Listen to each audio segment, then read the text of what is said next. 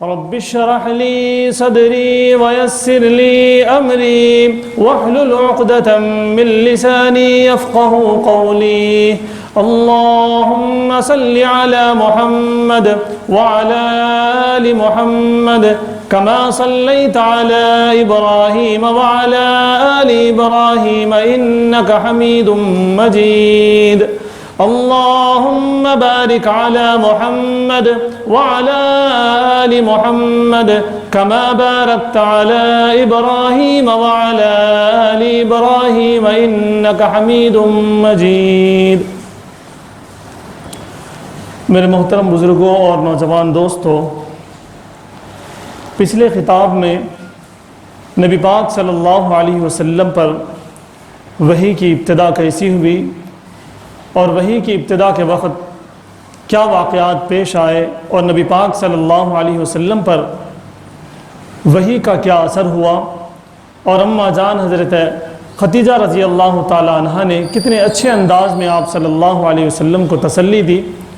اور آپ صلی اللہ علیہ وسلم کے اندر جو گھبراہٹ تھی، جو ڈر تھا، جو خوف تھا، اس کو حضرت خدیجہ رضی اللہ تعالی عنہ کے ذریعے سے اللہ رب العزت نے کیسے کم کیا، یہ تمام چیزیں ہم نے جانا۔ اور ہم نے یہ بھی جانا کہ آپ صلی اللہ علیہ وسلم نے ابتداءً اپنے رشتہ داروں میں دین کی دعوت کو کیسے پیش کیا، آپ صلی اللہ علیہ وسلم نے اپنے دوست احباب میں دین کی دعوت کو کیسے پیش کیا، اور دوستوں میں حضرت ابوبکر صدیق نے، بچوں میں حضرت علی رضی اللہ تعالی عنہ نے، عورتوں میں حضرت خدیجہ رضی اللہ تعالی عنہ نے، اور غلاموں میں حضرت زید رضی اللہ تعالی عنہ نے کیسے اسلام میں داخل ہوئے، یہ تمام چیزیں ہم نے جانا۔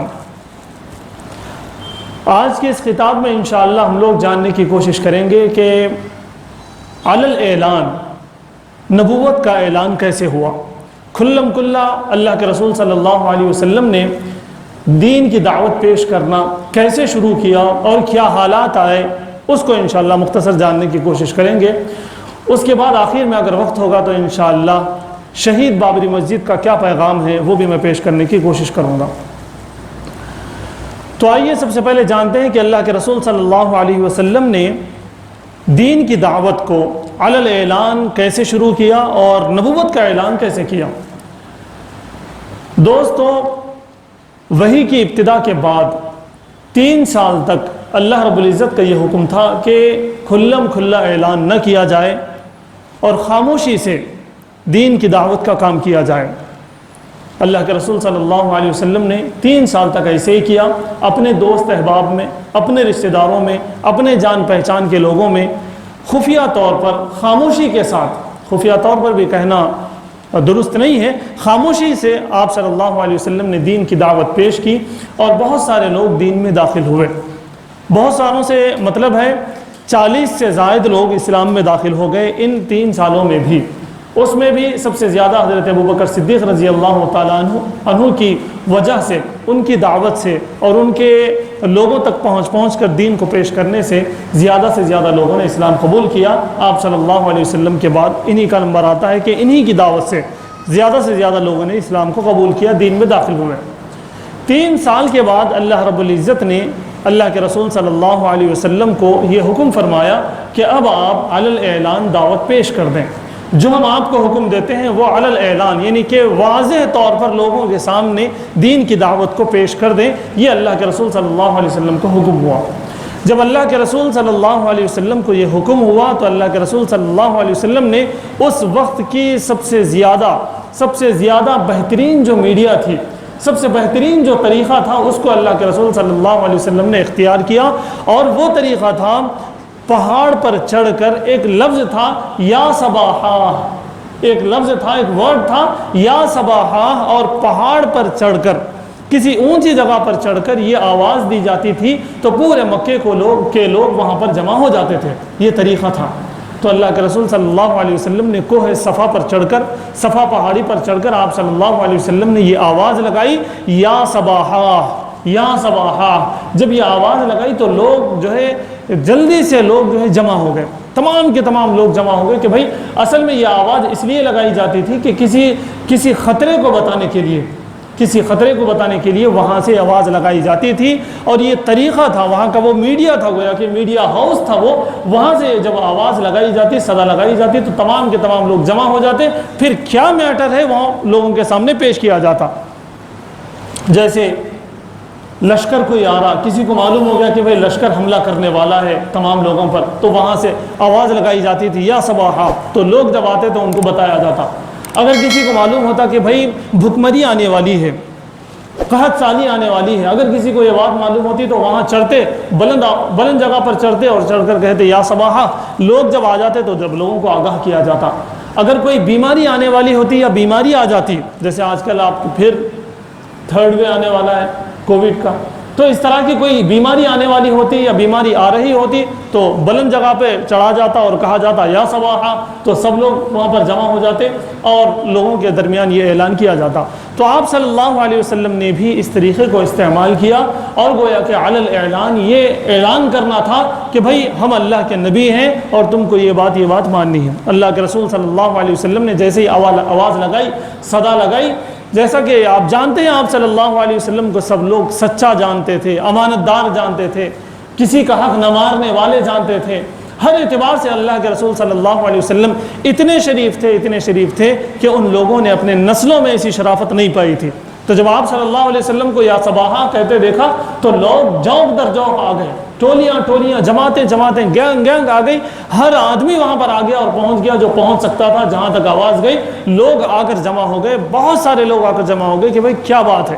آپ صلی اللہ علیہ وسلم نے ایک حکیمانہ انداز پیش کیا۔ آپ صلی اللہ علیہ وسلم نے کہا کہ دیکھو میں ادھر کی بھی میں زمین دیکھ رہا ہوں، ادھر کا بھی میں شہر دیکھ رہا ہوں، اور اس پہاڑ کے اس طرف کا جو شہر ہے، اس طرف کی جو جگہ ہے وہ بھی میں دیکھ رہا ہوں۔ سب لوگوں نے کہا کہ ہاں دیکھ رہے ہیں۔ اگر میں یہ کہوں کہ یہاں سے ایک لشکر ہے جو مسلح ہے، یعنی کہ پورے ہتھیار کے ساتھ ایک لشکر ہے جو تم پر چڑھائی کرنے والا ہے، اگر میں یہ خبر تمہیں دوں تو کیا بتاؤ کہ تم اس بات کو مانو گے یا نہیں مانو گے؟ سب لوگوں نے یک زبان ہو کر یہ کہا کہ محمد ابن عبداللہ، ہم نے آپ کو کبھی جھوٹ کہتے ہوئے نہیں سنا، ہم نے آپ کو کبھی دھوکہ دیتے ہوئے نہیں دیکھا، آپ نے کبھی اپنی زندگی میں زبان کا غلط استعمال نہیں کیا، نگاہوں کا غلط استعمال نہیں کیا، آپ نے جو دیکھا وہ بولا، آپ نے جو بولا وہ کیا، ہم یہ مان لیں گے کہ پیچھے لشکر ہے اور وہ ہم پر چڑھائی کرنے والا ہے۔ اس کے بعد جب ان کا اقرار یہ ہو گیا، اس اقرار کے بعد نبی پاک صلی اللہ علیہ وسلم نے ارشاد فرمایا کہ لوگوں آگاہ ہو جاؤ، میں اللہ کا نبی ہوں، مجھے اللہ نے اپنا نبی بنایا ہے۔ تم یہ جو دنیا دیکھ رہے ہو، تمہاری یہ جو زندگی ہے، یہ زندگی عارضی ہے، اس کے بعد ایک اور زندگی ہے، تم جو کچھ کر رہے ہو اس کا بدلہ تمہیں دینا پڑے گا، اللہ رب العزت کے پاس اس کا حساب ہوگا، تمہیں مرنے کے بعد اٹھایا جائے گا کہ اگر تم میری بات مانو گے، اگر تم اللہ کی بات مانو گے تو تم کامیاب ہو جاؤ گے، تمہیں جنت ملے گی، ورنہ تم ناکام ہو گے۔ پورے مجمع پہ سکتہ طاری ہو گیا، یعنی کہ سب خاموش ہو گئے۔ کبھی ہوتا دیکھیے، کبھی کوئی بات سامنے آ جاتی ہے تو تمام کے تمام لوگ خاموش ہو جاتے ہیں۔ اس وقت پورا کا پورا شہر جتنا وہاں آیا تھا، جمع ہوا تھا، پوری کی پوری بھیڑ خاموش ہو گئی اور سوچ میں لگ گئی کہ بھئی یہ کیا ہو رہا۔ اس کا مطلب یہ ہے کہ ابھی تک تم جو اس دین پر عمل کر رہے ہو، یعنی کہ تم جو بت پرستی کر رہے ہو، جو بتوں کے سامنے سجدے کر رہے ہو، وہ سب غلط ہے۔ اس کا مطلب یہ ہے کہ تم اپنے آباء و اجداد کو یہ سمجھتے ہو کہ وہ صحیح دین پر ہے، یہ غلط ہے۔ اس کا مطلب یہ ہے کہ تم جو چوری اور ڈکیتی کر رہے ہو وہ غلط ہے، وہ نہیں کرنا چاہیے۔ اس کا مطلب یہ تھا کہ تم جو بچیوں کو درگور کرتے ہو، زندہ درگور کرتے ہو بچیوں کو، یہ غلط ہے۔ اس کا مطلب یہ تھا کہ تم جو ظلم کرتے ہو اپنے ساتھیوں پر، اپنے بھائیوں پر، اپنے خاندان والوں پر، اپنے پڑوس پر جو ظلم کرتے ہو وہ غلط ہے۔ اس کے اندر یہ تمام پیغام تھا، تو سب لوگ سوچنے میں رہ گئے یہ تو محمد ابن عبداللہ ہے، جن کو ہم سچا پاتے ہیں، جن کو ہم امانت دار پاتے ہیں، جو کبھی کوئی غلط کام نہیں کرتے، اور وہ یہ بات کر رہے ہیں۔ سب سکتے میں تھے، سب خاموش تھے۔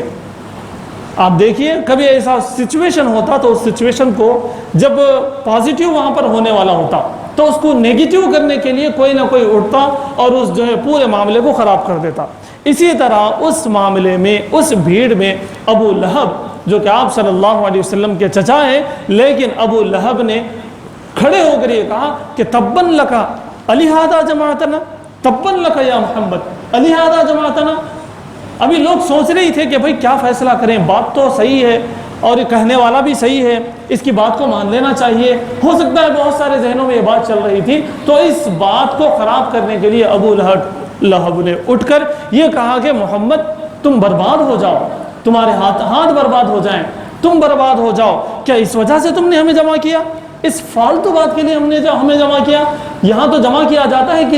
کسی اہم بات کو کہنے کے لیے. یہاں سے یہ جو صباحہ کہہ کر تم نے بلایا, تو اس بلانے پر تو ہم تو اس لیے جمع ہوئے کہ کوئی اہم بات ہوگی, تم اس فالتو بات کے لیے تم نے یہاں پر جمع کیا. یہ ابو لہب نے کہہ دیا. جیسے ابو لہب نے یہ کہا, جن کے دلوں میں یہ بات چل رہی ہوگی کہ بھائی بات تو صحیح ہے, پھر ان لوگوں کے اندر سے بھی وہ جذبات ختم ہو گئے. بہت سارے لوگوں کے جذبات باقی رہے, لیکن بہت ساروں کے تھم گئے کہ بھائی بات تو صحیح ہے, ایسی بات کے لیے انہوں نے بلایا. یعنی کہ یہاں پر اس نے یہ کہنا چاہا کہ ہمارے بتوں کو گویا کہ گالی تم دے رہے ہو, ہمارے بڑوں کی گویا کہ تم بے عزتی کر رہے ہو. ہمارے بڑوں کو کیا عقل نہیں تھی کہ وہ بتوں کی پوجا کر رہے ہیں؟ جس دین پر ہمارے بڑے ہیں اس کو تم غلط ثابت کرنا چاہتے ہو, تم جو دین لے کر آئے ہو وہ دین صحیح ہوگا. اس طرح کے وہ کہنا چاہتا تھا, اس کا انٹینشن تھا, اور اس نے یہ کہہ دیا. اور کہنے کے بعد تمام لوگوں کے ذہنوں میں یہ بات آ گئی کہ بھئی یہ تو فالتو بات ہے. بہرحال سب لوگ وہاں سے چھٹ گئے. چھٹنے کے بعد لوگوں کو بس یہ بات تو معلوم ہوئی کہ محمد ابن عبداللہ نے ایک نیا دین لے کر آیا ہے, اور اس دین کا وہ پرچار بھی کر رہے ہیں. کچھ دن چلے, کچھ دنوں تک جو ہے آپ صلی اللہ علیہ وسلم سے لوگ رجوع ہوتے اور دھیرے دھیرے اسلام میں داخل ہوتے. لیکن جیسا کہ پچھلے جمعہ میں نے آپ کو بتایا, وہ لوگ اسلام میں داخل ہونے لگے جو دین کے متلاشی تھے, جو چاہتے تھے کہ کوئی صحیح دین, سچا دین, پکا دین انہیں ملے, صحیح طریقہ انہیں ملے اور اسے ایکسیپٹ کریں. ایسے لوگ آتے گئے, اور بعض وہ لوگ آتے گئے جو حضرت ابراہیم علیہ السلام کے دین پر تھے, اس لیے کہ وہ جانتے تھے کہ پھر کوئی نبی آئیں گے تو ہم انہیں فالو کرنا ہوگا. جب نبی آ گئے تو وہ لوگ بھی آپ صلی اللہ علیہ وسلم کی فالوئنگ میں آ گئے, وہ بھی اسلام قبول کر لیے. اور کچھ وہ لوگ تھے جو غریب لوگ تھے, مالدار بھی تھے لیکن بہت کم تھے. اکثر وہ لوگ آ رہے تھے جو غریب لوگ تھے, جو اللہ کے رسول صلی اللہ علیہ وسلم پر پورا بھروسہ کرتے تھے, اور آپ صلی اللہ علیہ وسلم کے ہاتھ پر ایمان لاتے گئے اور مسلمان ہوتے گئے. ان میں کچھ ایسے بھی تھے جو مالدار تھے. جو مالدار لوگ, چاہے نوجوان بچے ہوں چاہے بڑی عمر کے ہوں, اگر مالدار کوئی اسلام میں داخل ہوتا تو ان کے گھر والے اور ان کے خاندان والے ان کو اپنے خاندان اور گھر سے اور جائیداد سے بائیکاٹ کرتے. لیکن اس کے باوجود لوگ اسلام میں داخل ہو رہے تھے. جب دین اسلام آہستہ آہستہ بڑھتے گیا, تو اب جو اسلام کے دشمن تھے ان کو بڑی بے چینی ہونا شروع ہو گئی, پریشانی ہونا شروع ہو گئی کہ بھئی اب کچھ نہ کچھ کرنا چاہیے. اور وہ لوگ دیکھ رہے تھے کہ حضرت عبد المطلب, حضرت ابو طالب جو آپ صلی اللہ علیہ وسلم کے چچا ہیں, وہ بھی آپ صلی اللہ علیہ وسلم کی پشت پناہی میں ہیں, وہ بھی پورا سپورٹ کر رہے ہیں. بیک سپورٹ پورا تھا حضرت ابو طالب کا, چونکہ وہ سردار تھے, پیسے والے تھے, ان کا ایک پاور تھا. آپ صلی اللہ علیہ وسلم کو وہ بڑا عزیز رکھتے تھے, چاہتے تھے, اس لیے آپ صلی اللہ علیہ وسلم کے وہ بیک سپورٹ میں تھے. آپ صلی اللہ علیہ وسلم ان کے سپورٹ سے بھی بہت آرام سے کام کر رہے تھے. لیکن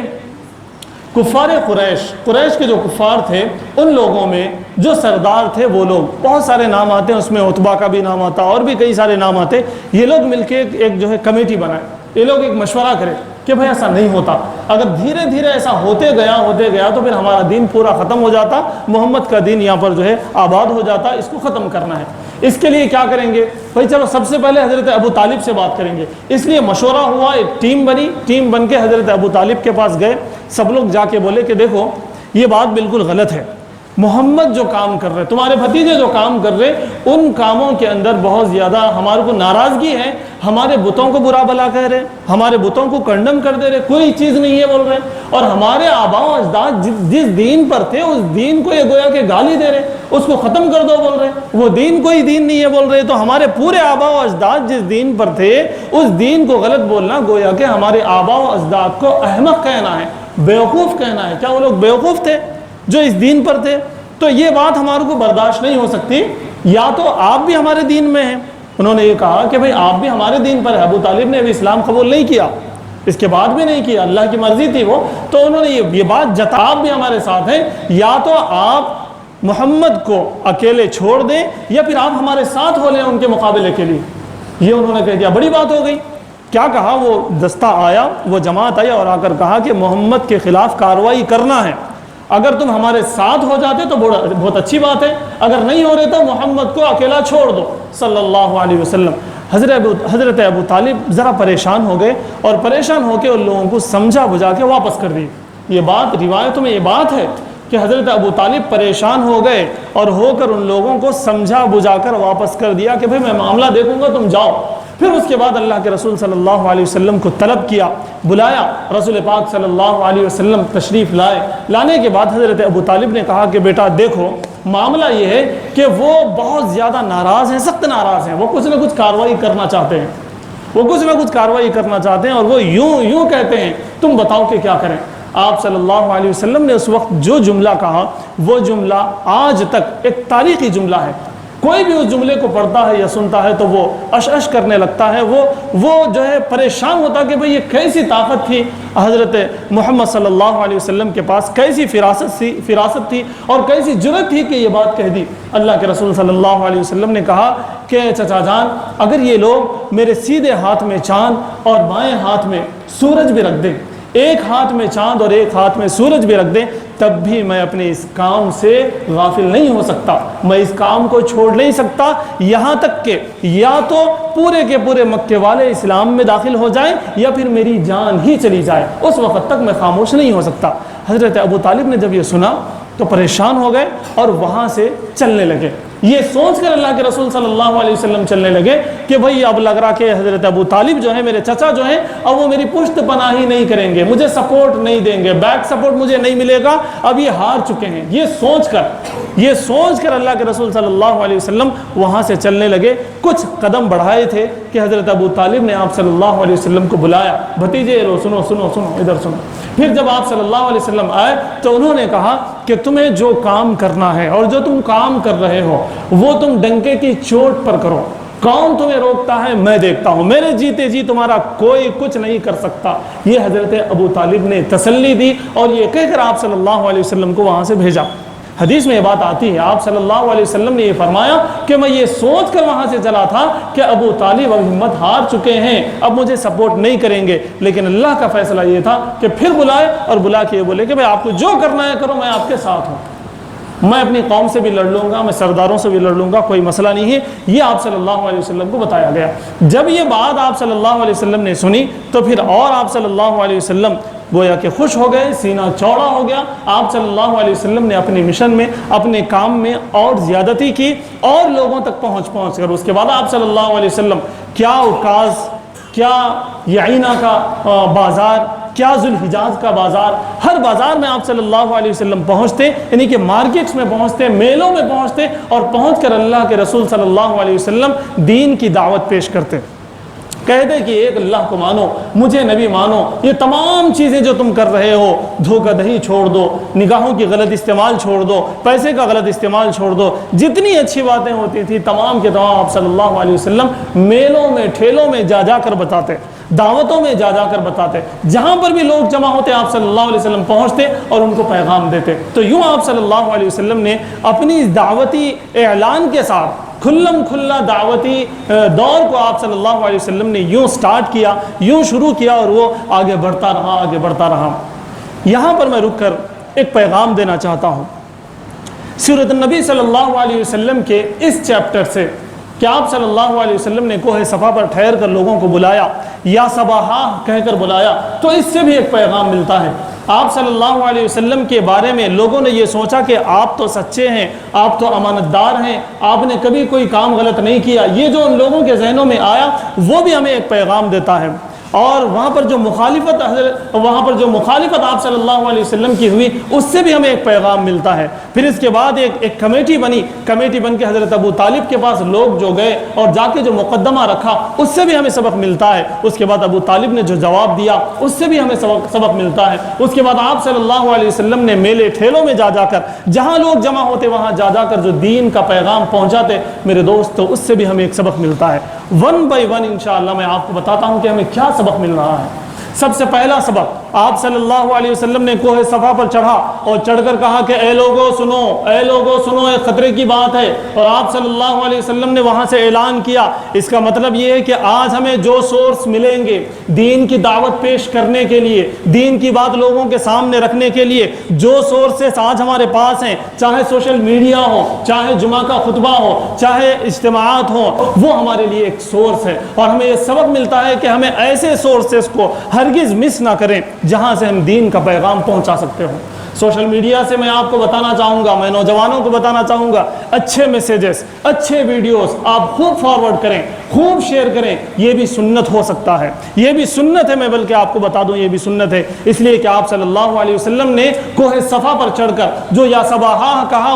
وہ زبردست میڈیا تھا اس دور کا۔ آج کا جو میڈیا ہے اس میڈیا کو استعمال کرنے کی ضرورت ہے، صحیح طور پر استعمال کرنے کی ضرورت ہے، سنتوں کو عام کرنے کے لیے استعمال کرنے کی ضرورت ہے، قرآن کو سیکھنے اور سکھانے کے لیے استعمال کرنے کی ضرورت ہے، سنتوں کو سیکھنے اور سکھانے کے لیے استعمال کرنے کی ضرورت ہے، اخلاق کو بنانے کے لیے استعمال کرنے کی ضرورت ہے، بڑوں کا ادب سکھانے کے لیے استعمال کرنے کی ضرورت ہے، چھوٹوں پر شفقت سکھانے کے لیے استعمال کرنے کی ضرورت ہے۔ کل ملا کر ہمیں اس چیپٹر سے یہ پیغام ملتا ہے کہ ہم سوشل میڈیا کو صحیح استعمال کریں اور اس سے دین کو عام کرنے کی کوشش کریں۔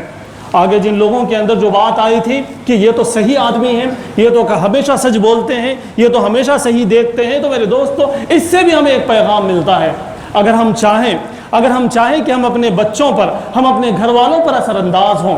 اگر کوئی لیکچرر ہے، کوئی ٹیچر ہے، وہ چاہتا ہے کہ وہ اپنے اسٹوڈنٹس پہ اثر انداز بنے، اگر کوئی کسی گھر کا آدمی بڑا ہے، کوئی دادا ہے، کوئی نانا ہے، اگر وہ چاہتے ہیں کہ وہ اپنے نواسوں اور پوتروں پر اثر انداز بنے، اگر کوئی شوہر ہے وہ چاہتا ہے کہ اپنی بیوی پر اثر انداز بنے، یعنی کہ اس کی بات کو وہ ماننے والے بنے، تو میرے دوستو سب سے پہلے ان لوگوں کو اپنی زندگی میں تمام اچھی چیزوں کو لانا ہوگا، اپنی زندگی سے تمام خراب چیزوں کو ہٹانا ہوگا، جیسا کہ آپ صلی اللہ علیہ وسلم کی 40 سال کی زندگی ان لوگوں کے سامنے تھی، تو وہ لوگ مجبور تھے یہ بات کہنے پر کہ آپ جو کہیں گے وہ سچ کہیں گے،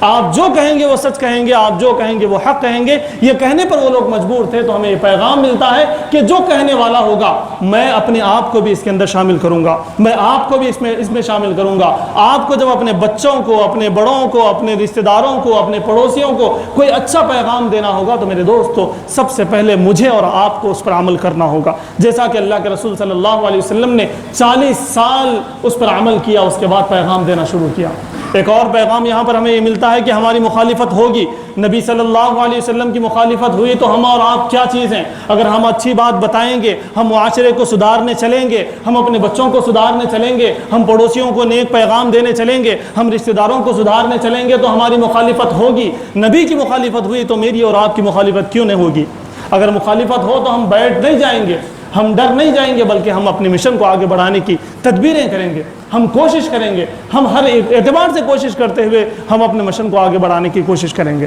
اگر ایسا ہوگا تو پھر ہمارے گھر میں سدھار آئے گا، ہمارے پڑوس میں سدھار آئے گا، ہمارے خاندان میں سدھار آئے گا۔ اگر ہم تھک ہار کر بیٹھ گئے، فلاں ایسا بول رہے، فلاں ایسا بول رہے، تو پھر میرے دوستو اصلاح نہیں ہوگی۔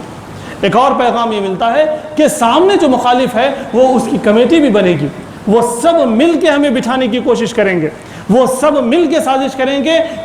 کہ ہم کچھ نہ بول سکیں۔ خاندان میں بھی یہ ہوگا، اپنے گھر میں بھی یہ ہوگا، دوست احباب میں بھی یہ ہوگا کہ سب ایک طرف ہوں گے، اور جو آدمی نمازوں کو بلائے گا، جو آدمی سچ کی طرف بلائے گا، جو آدمی نیکیوں کی طرف بلائے گا، اس کو اکیلا کر دیا جائے گا، اس کے مخالف سب ہوں گے۔ یہ ہوگا، لیکن یہ ہونے کے باوجود اللہ کے رسول صلی اللہ علیہ وسلم کا پیغام ہمارے پاس کیا ہے؟ چاہے وہ ہمیں بیکاٹ کر دیں، چاہے وہ ہمیں کھانے پینے کی چیزیں نہ دیں، چاہے وہ ہمیں دعوت وغیرہ میں نہ بلائیں، لیکن اس کے باوجود ہمیں دین کا پیغام ان تک پہنچانا ہوگا، جیسا کہ اللہ کے رسول صلی اللہ علیہ وسلم نے ارشاد فرمایا کہ ایک ہاتھ میں چاند اور ایک ہاتھ میں سورج بھی رکھ دیں، میری موت آ جائے گی لیکن میں اس کام کو نہیں چھوڑوں گا۔ تو ہمیں بھی یہ پیغام لینا ہوگا، اور ہمیں یہ سوچنا ہوگا کہ ہم جہاں رہیں گے،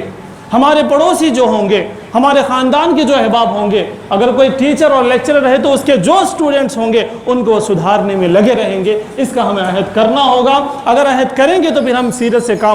سے پیغام لینے والے بنیں گے۔ اگر ہم یہ نہ کریں گے تو میرے دوستو سیرت جان کر بھی ہمارا کوئی فائدہ نہیں ہوگا۔